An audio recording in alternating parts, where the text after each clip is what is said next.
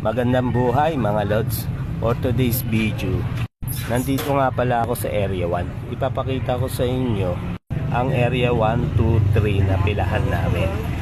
Bali isang pila lang naman kasi ang Area 1, 2, 3. May saktong bilang kasi ang bawat area.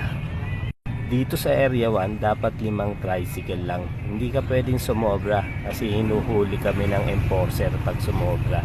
Kasi abala nga naman sa daan. Ganun lang kasimple ang patakaran dito. Dapat sakto, parang soft drinks lang. Ito nga pala ang Area 2 mga lods. Ang aliwalas, diba? May tamang bilang din dito. Dapat 15 tricycle lang. Pag sumobra, doon naman pupunta sa Area 3. Ganyan lang gawain namin dito sa Area 2. Kwentuhan, mahawak ng cellphone, nanonood. At yung iba nag-iisip bata.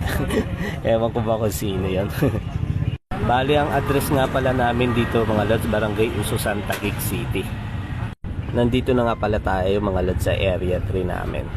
After rush hour, gustong gusto namin sa area na to mga lods. Pag rush hour kasi hindi na kami umaabot dito sa Area 3. Hanggang Area 2 na lang.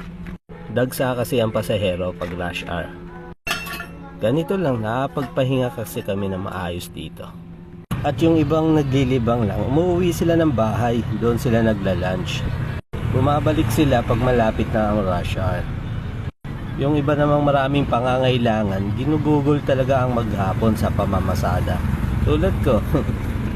Meron nga kami binibiro dito eh. Kasi pag namamasada siya, madilim pa. Tapos pag uuwi, madilim na rin.